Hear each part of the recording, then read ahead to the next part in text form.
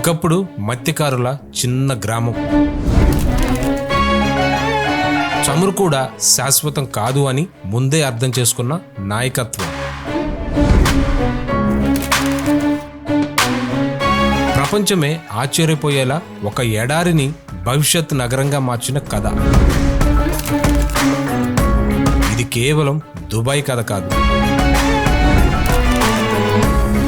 ఇది దూరదృష్టి, ధైర్యం, నిర్ణయాల విజయం. ఈరోజు మనం తెలుసుకోబోయేది దుబాయ్ ఎలా ప్రపంచాన్ని గెలిచిందో అని. స్కిప్ చేయకుండా లాస్ట్ వరకు చూడండి. Welcome to NK360 facts. అసలు దుబాయ్ ఎలా డెవలప్ అయింది, ఎన్ని దశల్లో డెవలప్ అయింది? మొదటి దశ ముత్యాలు, చేపల వేటతో ప్రస్థానం ప్రారంభం. 1930s ముందు ముత్యాలు, చేపల వేటతో ప్రస్థానం ప్రారంభించింది దుబాయ్. ఒకప్పుడు అరబ్ ఎమిరేట్స్ లోని చాలా చిన్న ప్రాంతం దుబాయ్. దాని ప్రధాన ఆదాయ వనరులు ముత్యాలు మరియు చేపల వేట. పర్షియన్ గల్ఫ్ లో ముత్యాల వేట కీలకమైన పరిశ్రమగా ఉండేది. దుబాయ్ కూడా ఈ వ్యాపారంలో చురుకైన పాత్ర పోషించేది. అయితే 1930లలో జపాన్ లో కృత్రిమ ముత్యాలు ఆవిష్కరణతో ఈ బిజినెస్ పడిపోయింది. దీంతో దుబాయ్ ఆర్థికంగా చాలా ఇబ్బందులు పడింది. ఈ సంక్షోభం నుంచి బయటపడటానికి ఒక కొత్త మార్గాన్ని వెతకాల్సి వచ్చింది దుబాయ్కి.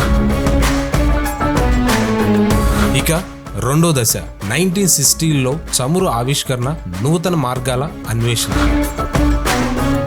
1966లో దుబాయ్లో చమురు నిల్వలు బయటపడ్డాయి. ఇది దుబాయ్ చరిత్రలో ఒక ముఖ్యమైన మలుపు. చమురు అమ్మకాల ద్వారా వచ్చిన ఆదాయంతో అప్పటి పాలకుడు Sheikh Rashid bin Saeed Al Maktoum ఒక కీలక నిర్ణయం తీసుకున్నారు. చమురు నిల్వలు శాశ్వతం కావు అని ఆయన గ్రహించారు. కాబట్టి ఆ ఆదాయాన్ని కేవలం ప్రస్తుత అవసరాల కోసం కాకుండా భవిష్యత్తులో దుబాయ్ ఆర్థిక వ్యవస్థను బలోపేతం చేసే ప్రాజెక్టుల కోసం ఆయన ఉపయోగించారు. దుబాయ్ క్రీక్ అనే నది ముఖద్వారం లోతు పెంచి నౌకలు సులభంగా రాకపోకలు సాగించడానికి మార్గాన్ని సుగమం చేశాడు రాజు. జెబిల్ అలీ పోర్ట్ నిర్మాణం కూడా ఈ కాలంలోనే జరిగింది.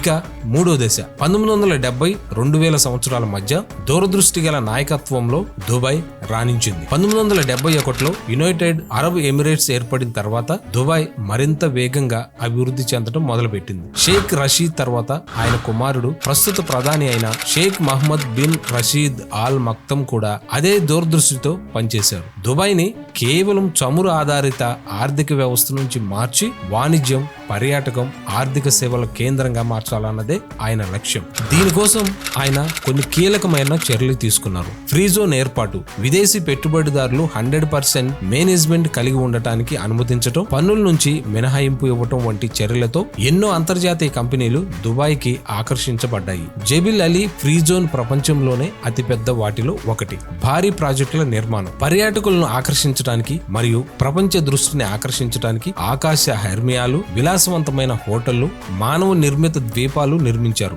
బుర్జ్ ఖలీఫా, పాపు జుమేరా, బుర్జ్ ఆల్ అరబ్ వంటివి ఈ ప్రాజెక్టులో కొన్ని. ప్రపంచ స్థాయి మౌలిక సదుపాయాలు, దుబాయ్ ఇంటర్నేషనల్ ఎయిర్పోర్ట్, రోడ్లు, మెట్రో వంటి వాటిపై భారీగా పెట్టుబడులు పెట్టారు. విమానయాన సంస్థ ఎమిరేట్స్ ను స్థాపించి దుబాయ్ ను ఒక అంతర్జాతీయ హబ్ గా మార్చారు. ఇక నాలుగో దశ 2000 సంవత్సరం తర్వాత వైవిధ్యకరణ, జ్ఞానాధారిత ఆర్థిక వ్యవస్థ వైపు దుబాయ్ పయనించింది. 2008లో ప్రపంచ ఆర్థిక సంక్షోభం దుబాయ్ పై ప్రభావం చూపింది. ఈ సంక్షోభం తర్వాత దుబాయ్ తన ఆర్థిక వ్యవస్థను మరింత వైవిధ్యభరితం చేసుకోవాలని నిర్ణయించుకుంది. ప్రస్తుత చమురు ఆదాయం దుబాయ్ మొత్తం జీడీపీలో కేవలం 1% మాత్రమే.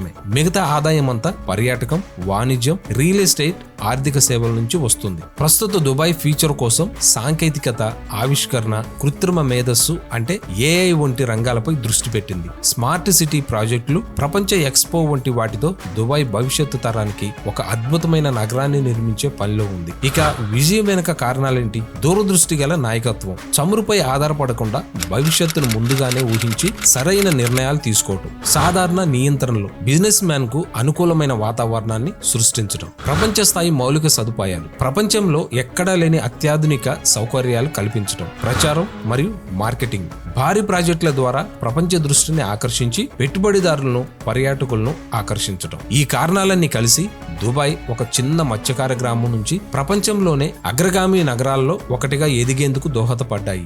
దుబాయ్ ఇప్పుడు ఒక కలను నిజం చేసిన కథ. అది నిరంతరం అభివృద్ధి చెందుతూ రేపటి కోసం ఆవిష్కరణలను కొనసాగిస్తూనే ఉంది.